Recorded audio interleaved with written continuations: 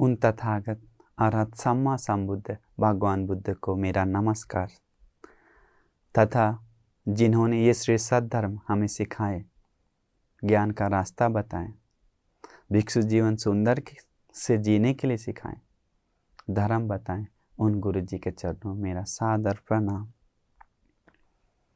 प्यारे सज्जनों, भाई एवं बहनों, आज आप सभी लोग को अति विशेष कारण बताने जा रहे हैं। अति विशेष, क्योंकि ये सिर्फ पुण्य से भी सुनने को मिलता है। जिसके पास पुण्य है ये कारण सुनने को मिला। सोच लीजिए विशेष कारण, क्योंकि इंडिया में ऐसा मौका नहीं है जो आज बताने जा रहे हैं। हमें लगता है आप ये कारण बहुत कम ही लोग जो सुने होंगे, एक दो कारण, एक ही लोग, वो भी नहीं बोल सकते, इतना नहीं के बराबर। वो है विशेष कारण क्या है, बहुत दुर्लभ कारण क्या है, महत्वपूर्ण विशेष कारण के बारे में। वो है कठिन चिवरदान। वो सबको नहीं कर सकता है, हर समय नहीं कर सकता है, हर किसी को नहीं कर सकता है। सिर्फ कर सकता है तो साल में एक बार, वो भी उपसंपदा भिक्षु को ही, और वो भी वर्षावास जो किया हुआ उसी भिक्षु को ही कर दे सकते हैं आप चीवर। तो आज हम अति विशेष कारण, ये सामान्य लोग सोचते हैं कि कठिन चिवरदान मतलब ये चीवर पूजा करना ही कठिन चिवरदान है। नहीं, चीवर पूजा करना और कठिन चिवरदान दो है। कठिन चिवरदान मतलब क्या होता है? 3 महीना आप भिक्षुओं को, आज हम सुंदर से विस्तार से बता देंगे कठिन चिवरदान क्या है, इसका लाभ क्या है, ये कैसे किया जाता है, ये कहाँ से शुरू हुआ, क्या आप लोग, हम सभी लोग को कर सकते हैं कि नहीं, इसका फल क्या है, सब आज हम बात करेंगे आधा घंटा के अंदर। इसलिए आप समझ जाएंगे आधा घंटा में ये कठिन चिवरदान का महत्वपूर्ण क्या है, कीमत क्या है। आप सुंदर से सुनिए, मन ला के सुनिए। भगवान बुद्ध बोधि वृक्ष के नीचे राग देश मोह को नष्ट कर, मार सेना को पराजय कर, बिना गुरु के उपदेश सम्मा संबुद्ध को बोधि वृक्ष के नीचे प्राप्त की। इसके बाद वाराणसी में पहला धर्म का प्रवचन देकर धर्म चक्र को चलाएं। धर्म चक्र का मतलब धम्म चक्र सूत्र उपदेश दिए। तो सोचिए, इसके बाद ही भगवान बुद्ध धर्म बताना शुरू किए। भगवान बुद्ध तो हर समय कहीं भी रहते समय, वारिस के समय 3 महीना एक जगह रहते थे।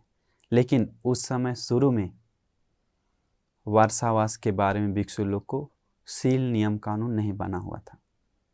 शुरू में क्या होता था, भिक्षु लोग वो बारिश के समय में भी चारिका करते थे, घूमने जाते थे। तो घूमने जाते थे तो जाते थे तो बारिश में घास और पानी से भीगकर घास चापते हुए कीड़ा मकोड़ा भी मारते थे, और घास भी चापता था। तो अन्य तीर्थ लोग, दूसरे धर्मों के लोग बोलने लगा, अरे ये तो भिक्षु लोग, ये श्रमण का चेला लोग बारिश के मौसम में जाता है। बारिश के मौसम में चिड़ियाँ, पक्षी, जानवर सब एक जगह रहता है, बिना बारिश से भीगे हुए, जहाँ अच्छा जगह एक जगह रहता है। लेकिन ये भिक्षु लोग बारिश में भी जाता है, ये जीवित प्राणियों को ही मारकर घास को चापते हुए जाता है। उस समय कोई कोई लोग सोचता था ये घास एक प्राणी है।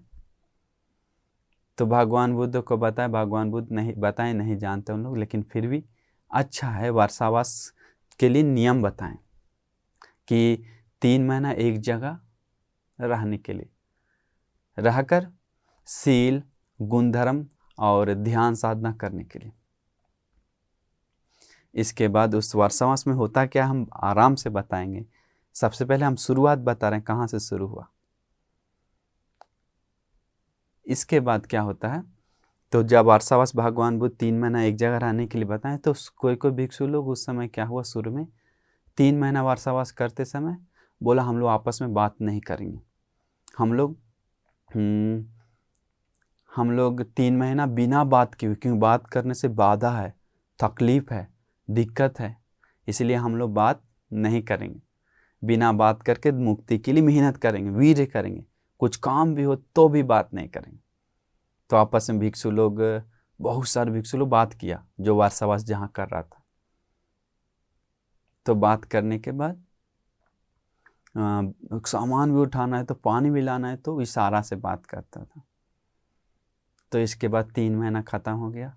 चुपचाप बिना बात के भगवान बुद्ध के पास जहाँ थे वहाँ गए, दूसरे जगह कहीं वारसावास किए थे। इसके बाद भगवान बुद्ध के पास जाने के बाद भगवान बुद्ध तो सब जानते हैं, जानते हुए भी भगवान बुद्ध पूछते हैं, जानते हुए, अनजान में नहीं, सब जानते हैं लेकिन फिर भी पूछते हैं।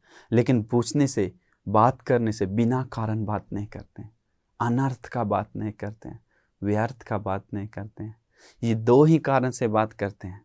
चाहे पहला कारण भगवान बुद्ध उस बात से, उस प्रश्न से, जो प्रश्न पूछ रहे हैं उस प्रश्न से धर्म बताना होगा तो, नहीं तो उस प्रश्न से विनय, नियम कानून, सीलों का बनाना होता है, तो नियम कानून बनाना होता है, तो धर्म और विनय का उपदेश करना है, तभी भगवान बुद्ध प्रश्न पूछते हैं। तो भगवान बुद्ध जानते हुए पूछते हैं भिक्षु, क्योंकि उन लोग भिक्षु लोग चुपचाप भगवान को नमन करने के लिए आया। तो बता भिक्षु, तुम लोग का वारसावास कैसा रहा? तो फिर बताया भगवान बुद्ध, बहुत सुंदर से हम लोग वारसावास की, सुखी से की। हम लोग वारसावास के समय बात नहीं की, बिना बात की हुए चुपचाप अपना ध्यान साधना की। इसके बाद भगवान बताया, मूर्ख भिक्षु, तुम लोग दुख से रहते हुए भी तुम सोचा कि हम सुखी से रहें। दुख से रह कर बोल रहा है सुखी से रहें। जानवर जैसा, बकरी गाय जैसा रहकर तुम लोग सोच रहा है सुखी से रहें। दूसरे धर्मों जैसा, अन्य तीर्थों जैसा रहकर तुम लोग सोच रहे हैं हम लोग अच्छा से रहें। नहीं भिक्षु, आज के बाद नियम बनाते हैं। आज के बाद वारसावास 3 महीना पूरा होने के बाद भगवान बुद्ध बताएं, आपस में बात करो, बात करो। और बड़ा भंती से लेकर सभी भंती लोग, उसको बोलता है पवार्न, वस्पवार्न। वारसावास 3 महीना पूरा होने के बाद उसको छोड़ना होता है। तो छोड़ते समय वारसावास को आपस में संघ लोग एक सीमा में जाकर, हॉल कहीं जगह पे जाकर बात करते हैं। बड़ा भंती से लेके सभी छोटा भंती तक बताते हैं कि सब भंती को कि हम, मेरा शरीर से, वाणी से कोई गलती हुआ तो 3 महीना वारसावास में हमें बताइए, हमें उसे सुधारेंगे, उससे ठीक करेंगे। हमें हमारा कुछ भी गलती देखें तो हमें बताइए। ऐसे करके बड़ा भंती से लेके सारे भंती लोग बताते हैं। देखिए कि पवार मत छोड़ना, उसके बारे में भगवान ने बताएं। इसके बाद उस दिन से भिक्षु लोग आपस में धर्म बात करते हुए अंतिम में फिर बात करते हैं। वारसावास खत्म होने के बाद क्या, कैसे छोड़ना होता है, वो हमसे जो गलती हुआ, हमसे कुछ हुआ तो उसे क्या करने के लिए हमें बताइए, उसको सुधार लाने के लिए। शुरू में उस समय तक कठिन चीवरदान का नहीं था बात। वारसावास के समय, उस समय वारसावास के समय भिक्षु लोग सीलों का पालन करते हुए, ध्यान साधना करते हुए, गुण धर्म बढ़ाते हुए, धर्म की रास्ता पे जाने के लिए, पूरा मुक्ति के लिए मेहनत करते थे वारसावास के समय। इसीलिए वारसावास कहते हैं, सील समाधि प्रज्ञा को संपूर्ण करने के लिए पूरा कोशिश करते हैं। इसके बाद जब वो शुरू हो गया जो वारसावास, तो कुछ समय बाद क्या हुआ, पावानगर, हम अभी मेन कारण पे आने जा रहे हैं, जो कठिन चीवरदान का कारण, उस कथा को हम बताने जा रहे हैं। पावानगर से भगवान बुद्ध से 30 भिक्षु लोग श्रावस्ती आने के लिए तैयार हो गया। उन लोग आपस में बात किया, 30 भिक्षु लोग, कि भंते जी, हम सभी लोग वारसावास इसी बार भगवान बुद्ध के साथ करेंगे, क्योंकि भगवान बुद्ध के साथ करने से क्या होगा, हम लोग को जो कुछ भी तकलीफ है धर्म के ऊपर, प्रश्न है, वो पूछ सकते हैं। दूसरा कारण, हम लोग को भगवान बुद्ध निरंतर देख सकते हैं, वंदना कर सकते हैं आदि बहुत लाभ है। इसीलिए हम लोग भगवान बुद्ध के साथ श्रावस्ती में ही वार्तावास करेंगे, करके बात करके पावानगर से निकल पड़े। तो जाते समय उन लोग भिक्षु लोग धुतांगधारी भिक्षु लोग, धुतांग मतलब अपना मतलब मुक्ति के लिए पूरा नियम कानून पालन करने वाला भिक्षु लोग, विशेष भिक्षु लोग सिर्फ 3 चीवर इस्तेमाल करते हैं और बहुत ऐसा पिंडपात से ही भोजन लेते हैं आदि धुतांग का धारी थे। तो भिक्षु लोग जो पावा से निकल गए, पावर नगर जो कहाँ बोलते हैं आज राजगीर के पास ही हैं, उस समय से श्रावस्ती की ओर जा रहे थे। तो जाते जाते बहुत दिन लग गया, लेकिन पहुंच नहीं पाए। साकेत में ही साकेत पहुंचते पहुंचते इसके बाद वार्तावास का समय शुरू हो गया। वार्तावास का समय शुरू होता है, पता होगा आपको, जूली पूर्णिमा से लेके अक्टूबर पूर्णिमा तक वार्तावास का समय होता है। तो उस समय भिक्षु लोग ध्यान साधना करते हैं। भगवान बुद्ध सीलों का बताएं कि वार्तावास करने के लिए एक जगह नियम बनाए थे। तो भिक्षु लोग जीवन भी चला जाता है, वो नियम तोड़ता नहीं किसी भी कारण से, अपना इच्छा से कारण, अपना खुशी के कारण, अपना मजा के कारण एक भी छोटा छोटा सीलों का भी खंडन नहीं करते। जान से ज़्यादा भी सील को ध्यान देते हैं, जान से ज़्यादा सील से प्यार करते हैं, जान से ज़्यादा सील को इज्जत करते हैं, सील को कहना मन से सील को मतलब गौरव करते हैं। तो सारे भिक्षु लोग साकेत नगर में दुख से उन लोग को वार्तावास करना पड़ा, क्योंकि भगवान बुद्ध योजन लगभग 3 योजन उस उधर से साकेत से कुछ ही दूर था, 6 योजन, 3 से 6 योजन के तक लगभग 40-50 किलोमीटर, लेकिन वहाँ पर रुक कर वार्तावास की। वार्तावास करने के बाद जब अक्टूबर का पूर्णिमा के दिन आया, वार्तावास भवार करके छोड़कर भिक्षु लोग बात करके चलो भगवान से जल्दी मिलने जाते हैं। तो मिलने के जाते समय रास्ता में उन लोग निकल पड़ा श्रावस्ती की ओर। जाते जाते क्या हुआ, आश्चर्य हो गया, बहुत बारिश, मतलब वार्तावास का समय खत्म होने के बाद भी कुछ समय कभी कभी बारिश होता है। तो आते आते बहुत बारिश, इतना बारिश में आते आते क्या हुआ, भंते जी लोग, कुछ भंते लोग गिर गए ससर कर, किसी का चोट आ गया पैर में, किसी को चीवर फट गया, और किसी का हाथ में चोट आ गया, किसी चीवर पूरा गंदा हो गया, पूरा भीग गया, आते आते इसको पूरा चीवर मिट्टी लग गया, और बहुत दुख से, बहुत कष्ट से, मुश्किल से श्रावस्ती पहुँचे वो 30 भिक्षु लोग। इसके बाद सब पूरा गंदा है और मिट्टी लगा हुआ है, चीवर फटा हुआ है, खून कहीं से गिर रहा है, और खाना भी नहीं मिला सही से आते आते रास्ता में पिंडपात। तो भगवान बुद्ध के पास आने के बाद, श्रावस्ती में पहुंचने के बाद भगवान बुद्ध को देखकर सीधा नमन करने के लिए 30 भिक्षु लोग गए। तो नमन करने के बाद भगवान बुद्ध जानते हुए पूछते हैं कि भिक्षु तुम लोग कैसा रहा तुम्हारा यात्रा। तो भगवान बुद्ध ये घटना घटा।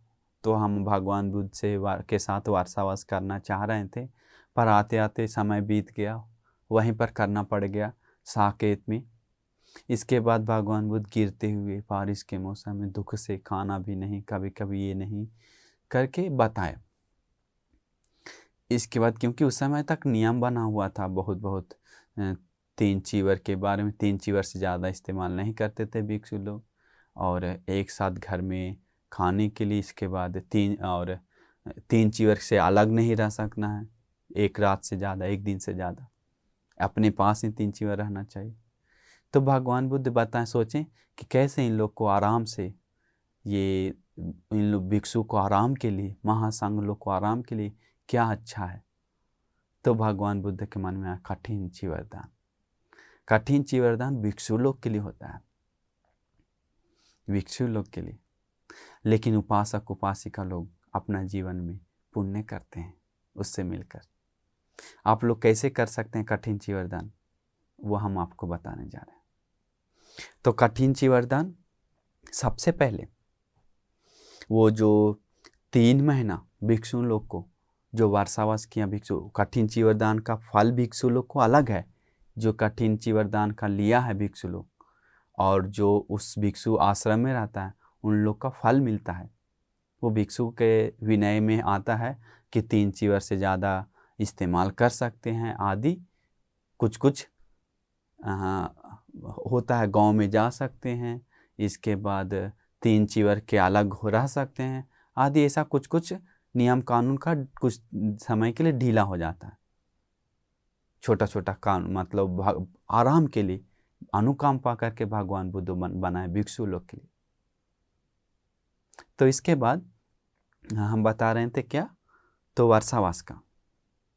तो आप 3 महीना जो भिक्षु लोग वर्षावास के आश्रम में, उन्हें आराधना करना चाहिए। भिक्षु आराधना नहीं करेंगे फिर भी उन लोग भिक्षु लोग करेंगे, लेकिन आप लोग आराधना करना चाहिए। बनते जी हमारे गांव में, हमारे जगह पे, इस आश्रम में आप वर्षावास कीजिए, हम आपको 3 महीना सेवा करेंगे।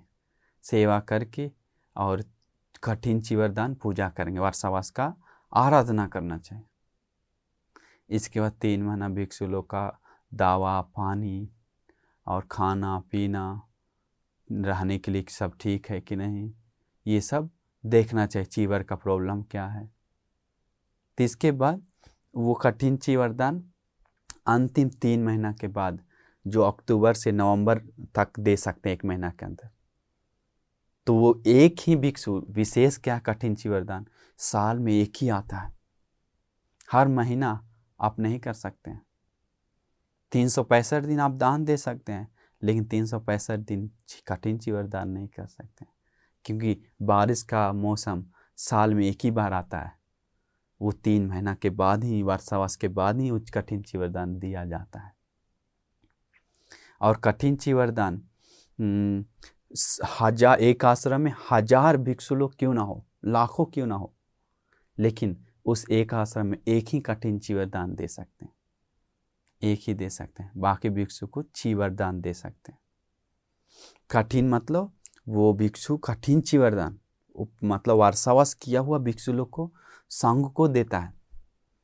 देने के बाद संघ भिक्षु संघ विनय कर्म से आपस में बात करके सबसे जो शील गुण धर्म बढ़ाएं, सुखी से मुक्ति के लिए मेहनत किए, मतलब उसके लिए योग्य भिक्षु को देते हैं। तो देकर वो भिक्षु चीवर लेकर और भिक्षु को पुण्य का अनुमोदन करते हैं। तो भिक्षु लोग का बाकी लोग को भी वो फल मिलता है। वर्षावास के समय मतलब आराम से रहने के लिए जो 3 चीवर से ज़्यादा भी इस्तेमाल कर सकते हैं आदि। तो इसके बाद देखिए, तो इसका पुण्य का फल देखिए, आपको हम बताने जा रहे हैं पुण्य का फल। तो कठिन चीवरदान करने का उसका पुण्य का फल क्या है, आपको संसार में कभी भी मुक्ति के लिए जो कुछ भी बाधा है वो सारा का सारा हट जाकर सीधा मुक्ति मिलेगा जब मौका मिले। मुक्ति का बाधा कोई तोड़ नहीं सकता, मिटा नहीं सकता, हटा नहीं सकता, बाधा नहीं कर सकता। बहुत फल है, बहुत फल है। और कठिन चीवरदान के दिन और एक विशेष बता, कठिन चीवरदान का लाभ, क्योंकि अरहंत नागित बनते जी जब अरहंत हो गए तो वो आँख बंद करके देखते हैं कि क्या हम पुण्य से अरहंत हुए। तो विपस्सी भगवान बुद्ध के समय 91 काल पहले कठिन चीवरदान पूजा किया था। आँख बंद करके देखने के बाद उस दिन से आज तक कैसा मेरा जीवन आया, तो भगवान देखते हैं कि संसार में कठिन चीवरदान महासंघ को पूजा करके उसका लाभ, मतलब कैसे किया था, भिक्षु संघ को 3 महीना सेवा करके उपस्थान करके और इसके बाद कठिन चीवर आदि बाकी भिक्षु को चीवर पूजा किया। इसके बाद वो नागित अरहंत भंत जी देखें कि संसार में करोड़ों बार राजा बन गया। इसके बाद जन्मों जन्म में दिव्यलोक मनुष्यलोक ही गया, नरक में गिरने का मौका नहीं मिला, इतना पुण्य का फल। इसके बाद कठिन चीवरदान का पुण्य का फल देखें आँख बंद करके, तो ये मुक्ति के लिए सीधा उनको मदद हुआ। कठिन चीवरदान का फल देखिए कितना फल है। इसके बाद कठिन चीवरदान का फल से वो संसार में बहुत भोग संपत्ति मिला, परिवार संपत्ति मिला। इसके बाद शरीर सुंदर हुआ। इसके बाद निरोगी शरीर मिलता है। वो भंती को सब संसार मिला। देखें तो ये पुण्य देखने के बाद सीधा उनको दिखा कठिन चीवरदान का पुण्य। तो देखिए कितना महान पुण्य। चीवरदान का भी पुण्य आसान नहीं है, आसान नहीं है। देखिए आप जानते होंगे प्रजापति गौतमी 500 स्त्री के साथ भगवान बुद्ध के पास गया भिक्षुनी बनने के लिए। तो भगवान बुद्ध मना की, दूसरी बार मना की, तीसरी बार मना की, इसका चौथा बार मौका मिल गया। पता है क्यों? क्योंकि वो संसार में इसी कल्प में प्रत्येक भगवान बुद्ध 500 भिक्षुओं लोगों को 500 भगवान बुद्ध को चीवर पूजा किए 500 सहेली लोग के साथ संसार में एक साथ मिलकर। तो वही पुण्य सबसे पहले चीवर मिलने का फल उसे मिला। तो उसका पुण्य उसका मिला चीवरदान से, मुक्ति का मार्ग खुला। तो देखिए और ही विशेष बात हम लोग सुने हैं महाकाश्यप अरहंत भंते जी। तो महाकाश्यप अरहंत भंते के बारे में बहुत लोग जानते हैं। धूतांगधारी धर्म का शुरुआत मतलब परिनिर्वाण होने के बाद पहली धर्म संघ है ना, महाकाश्यप अरहंत भंते जी एक भिक्षुओं को एकत्रित करके की। तो महान महाकाश्यप भंते महान थे, श्रेष्ठ थे, बहुत गुणोधारी थे। भगवान बुद्ध बहुत वर्णना की उन्हें। पता है उस संसार में क्या सबसे ज़्यादा चीवर पूजा की, सबसे ज़्यादा, बहुत सबसे ज़्यादा नहीं बहुत ज़्यादा। क्योंकि एक समय एक भगवान बुद्ध के समय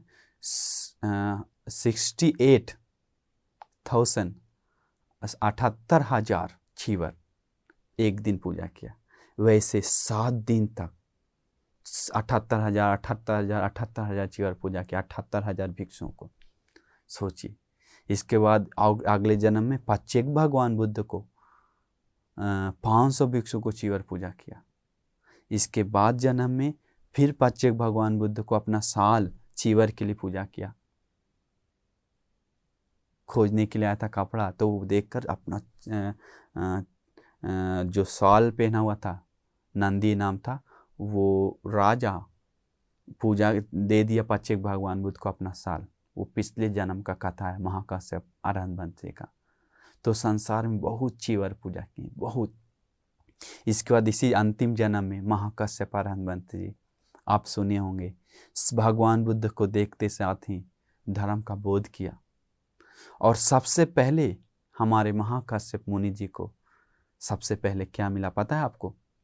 खाना मिलने से पहले, इसके बाद कुटिया मिलने से पहले, दवा पानी मिलने से पहले और आदि चीज़ों मिलने से पहले सबसे पहले मिला चीवर। किसका चीवर? भगवान बुद्ध का चीवर। भगवान बुद्ध उस दिन अपना चीवर महाकाश्यप भंते जी को देते हैं, अपना पहना हुआ चीवर, और महाकाश्यप भंते जी का चीवर खुद ले लेते हैं। तो सोचिए भगवान बुद्ध का चीवर पहनने का सौभाग्य मिला अरहंत महाकाश्यप मुनि जी को। पता है क्या, संसार में बहुत चीवर पूजा की ऐसी का पुण्य से। हम लोग नंद अरहंत भंते के बारे में सुने हैं। नंद अरहंत भंते इंद्रिय संवर में अग्र उन्हें जगह मिला, श्रेष्ठ। वो भी एक समय नहीं बहुत समय बहुत चीवर पूजा की। चीवर पूजा करने से पता है क्या होता है? शरीर ढकता है, लज्जा, शरीर जहाँ जहाँ लज्जा जगह है और वो ढककर रह सकता है अच्छा से। उसी पुण्य से अरहंत नंद भंते जी को इंद्रिय संवर करने में श्रेष्ठ जगह मिला। सोचिए। इसीलिए आप बहुत सौभाग्य हैं, आप बहुत पुण्यवान हैं कि आपको ये मौका मिला। कौन सा मौका? कठिन चीवरदान सुनने के बारे में, कठिन चीवरदान का फल के बारे में। और एक सुंदर घटना हमको याद आ गया आनंद भंत जी के बारे में। भगवान बुद्ध का क्या उपस्थायक, वो भी संसार में कठिन चीवरदान। सोचिए कितना। और एक राजा था, वो राज कपड़ा पहने पहने धर्म सुनकर अरहंत हो गया। भद्र जी, क्या भंते नाम था। तो सोचिए भद्र, वैसे वैसे बहुत सारे लोग, तो वो पिछले जन्म देखने को बाद कठिन चीवरदान का पुण्य संसार में किया था, इसीलिए उसे मुक्ति मिला। ऐसा नहीं कि सिर्फ कठिन चीवरदान को ही मुक्ति मिलता है, लेकिन कठिन चीवरदान जो किया है उसे मुक्ति पाने से कोई रोक नहीं सकता। जब मौका मिले, धर्म सुनने को मौका मिलता है संसार में, जल्दी मुक्ति का द्वार खुलता है, प्रज्ञा का आँख खुलता है, ज्ञान खुलता है, सत्य विद्या प्राप्त होता है। तो सोचिए क्यों कठिन चीवरदान। चीवरदान का भी फल अनंत है, अप्रमाण है, आप सोच भी नहीं सकते हैं। मुक्ति पाने के लिए जो मौका है वो टूटता नहीं है, समाप्त नहीं होता है कठिन चीवरदान से। कठिन चीवरदान और एक विशेष कारण बताते हैं। देखिए, अजातशत्रु, भगवान बुद्ध अजातशत्रु को बताया कि इसके पास पुण्य था सोतापन होने का, लेकिन ये पिता को मारने के कारण सोतापन नहीं हो पाया। अगर वो संसार में ऐसे कोई संसार में कठिन चीवरदान किया होता तो देखिए ऐसा मौका नहीं छूटता। मौका जब मिलने के साथ साथ उसे मिल जाता, मुक्ति का मार्ग खुल जाता। इसके बाद एक सेठ जी था, भगवान बुद्ध बताएं बूढ़ा हो गया था मरने वाले समय। उस समय भगवान बुद्ध के सामने से गया, भिखारी जैसा, सब धन दौलत बर्बाद हो गया था। भगवान बुद्ध उस सेठ को बताएं ये अभी पूरा पाप किया है, पाप मित्र संगत के कारण शरीर मनवाने से पूरा पाप किया है। इसके बाद ये जवानी के समय से धर्म सुन लेता तो उसका मुक्ति का पुण्य था, मुक्ति पाने का पुण्य था, लेकिन वो सब टूट गया, खत्म हो गया। ऐसे कठिन चीवरदान का मौका क्या है, फल क्या है, उसका पुण्य पीछे पीछे संसार में आता है, मुक्ति का मार्ग खोलता है और भी पुण्य से खुलता है। और हम एक विशेष बात बताते हैं चीवरदान और कठिन चीवरदान का फलों के बारे में, क्योंकि दीपंकर भगवान बुद्ध के समय जो 4 असंख्यीय कल्पों के पहले हमारे हमारे बोधिसत्व सुमेध ऋषि उस समय जन्म लिए थे। आप सुने होंगे वो घटना। तो सत्य क्या हुआ, भगवान के चरणों में गिरकर फूल पूजा करके जो उन्हें मौका मिला, मतलब भविष्यवाणी बताया गौतम भगवान बुद्ध बनेंगे। तो देखिए उस समय के बाद असंख्यीय कल्प भगवान बुद्ध जन्म नहीं ली। तो जन्मों जन्म से हम लोग आते हैं, तो असंख्यीय कल्प भगवान बुद्ध नहीं है तो सोचिए श्री सद्धर्म सुनने को मिलेगा? नहीं मिलेगा। भगवान बुद्ध नहीं है तो धर्म सुनने को नहीं है, तो संघ लोग उत्पन्न होगा? नहीं होगा। तो संघ नहीं है तो भगवान बुद्ध नहीं, तो चीवरदान कर सकते हैं? नहीं कर सकते। कठिन चीवरदान कर सकते हैं? नहीं कर सकते। तो देखिए हर समय आप खाना पीना आदि दे सकते हैं जन्म जन्म में और कोई भी जन्म में, लेकिन चीवर पूजा आदि नहीं कर सकते।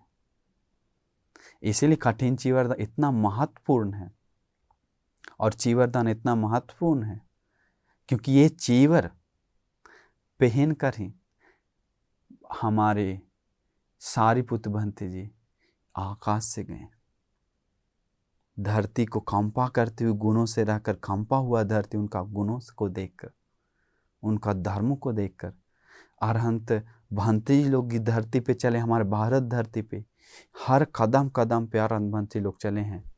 कदम कदम मतलब हर कोने कोने में हमारे देश में अरहंत का चरण पड़े हैं। वो भूमि पूजनीय है। क्योंकि अरहंत भंती लोग, सारिपुत्र आदि भंती लोग ये चीवर पहन कर ही देव मनुष्य को मन को सुख देने के लिए, मन को शांति करने के लिए धर्म बताएं भगवान बुद्ध का। इसके बाद सुख शांति दी, इस चीवर पहन कर ही भगवान के चरणों को स्पर्श की, इस चीवर पहन कर ही बुद्धवाणी को याद की। तो सोचिए चीवर का कितना महत्वपूर्ण है। ये चीवर पहने हुए महासंघ को, चीवर पहने हुए महासंघ को आप दान दे देंगे तो उसका फल अनंत है। क्योंकि आप कभी भी दान दे सकते हैं, पुण्य कर सकते हैं। आप करोड़ों जन्मों तक करोड़ों रुपया खर्च करेंगे, सोचिए करोड़ों बार दान दी, अरबों बार दान दी, उस सारे पुण्य का बढ़कर जो उस महासंघ को एक चम्मच भी दे देता है तो खाना या कुछ भी थोड़ा, तो उसका पुण्य का फल, वो सारे पुण्य जो करोड़ों रुपया अरबों रुपया दिया हुआ फलों से ज़्यादा ये बढ़कर होता है महासंघ का दिया हुआ दान का फल। तो सोचिए कितना है, संघ को देने से फल अनंत है, अप्रमाण है, जिसका संख्या नहीं कर सकते हैं, सीमा नहीं बता सकते हैं। तो कठिन चीवर दान आदि करने से उसका भी फल अनंत है, अप्रमाण है। तो आप समझ गए होंगे कठिन चीवर दान कैसे किया जाता है और उसका फल क्या है। आपको मौका जब भी मिले कठिन चीवर दान का तो उसमें संबंध होइए, उसमें हाथ बढ़ाइए, क्योंकि इतना बड़ा पुण्य। तो इसलिए कठिन चीवर दान कैसे करना है वो आपको पता होगा, हम बताएं। अभी 3 महीना वार्षावास जो भिक्षु कर रहा है उसके पहले भिक्षु को आराधना करना चाहिए कि हमें वार्षावास कीजिए, हम आपको सेवा करेंगे। तो वो ऐसे वार्षावास करते हुए, सेवा करते हुए रहना है। वार्षावास के समय भिक्षु लोग एक जगह 3 महीना रहते हैं, बाहर नहीं जाते। बाहर जाना है तो भगवान बोलते हैं साधना करनी, 7 दिन के अंदर आना है जल्दी, नहीं तो उसका वो खंडित हो जाता है वार्षावास। कुछ काम से जा सकते हैं, ऐसा ही घूमने के लिए नहीं जा सकते हैं, विशेष काम से ही। इसीलिए कठिन वार्षावास के समय भिक्षु लोग गुण धर्म बढ़ाते हुए, ध्यान साधना करते हुए धर्म के लिए मेहनत करते हैं। वैसे समय आप सेवा करेंगे तो पुण्य कमाएंगे, तो कठिन चीवर दान देकर पुण्य कमाएंगे तो कितना फल है। इसीलिए हम आप सभी लोग को आशीर्वाद करते हैं कि आपको कठिन चीवर दान और चीवर दान ये दोनों महत्वपूर्ण है। चीवर दे दी मतलब आपको जन्मों जन्म में शरीर का वर्ण, सुंदरता मिलता है, सुख मिलता है, बल मिलता है, परिवार संपत्ति मिलता है, और इसका निरोगी शरीर मिलता है। और इसके बाद चीवर पूजा करने से उसे मतलब क्या बताएं, बहुत पुण्य मिलता है। और विशेष क्योंकि श्रीलंका में बहुत सुंदर तरीका से कठिन चीवर दान मनाया जाता है, बहुत सुंदर तरीका से, बहुत अच्छा से। और बर्मा में और थाईलैंड में आदि देशों में, हमारे भारत देश में भी कहीं कहीं सुंदर से किया जाता है। लेकिन आज आप सभी लोग सीख जाइए सुंदर से कठिन चीवर दान करने के बारे में। गौरव से, इज्जत से सिर पे कठिन चीवर का लेकर जाया जाता है हमारे श्रीलंका में, और उसको इज्जत सत्कार से संकोप दिया जाता है। तो सोचिए, इसीलिए और कठिन चीवर दान हमारे देश में शुरुआत हुआ हमारे भारत देश से, जो अभी बाकी देशों में करते हैं, धार्मिक देशों में। इसलिए अब हम लोग भी हमारे देश से ही शुरू करेंगे, सुंदर से भिक्षुओं को सेवा करते हुए कठिन चीवर दान आदि संघ सेवा करने का शुरुआत करेंगे हम लोग। तो आप लोग पुण्य करने के लिए, धर्म की रास्ता पे जाने के लिए, ये दुर्लभ मौका को उपयोग में लाने के लिए आपको भाग्य मिल जाए, हम आपको आशीर्वाद करते हैं कि ये जो भी पुण्य हम धर्म देकर जमा किए, पुण्य से आपको खुशी से, सुखी से रहने के लिए ध्यान साधना करने के लिए और धर्म की रास्ता पर जाने के लिए भाग्य मिल जाए। साधु साधु साधु। नमो बुद्धाय।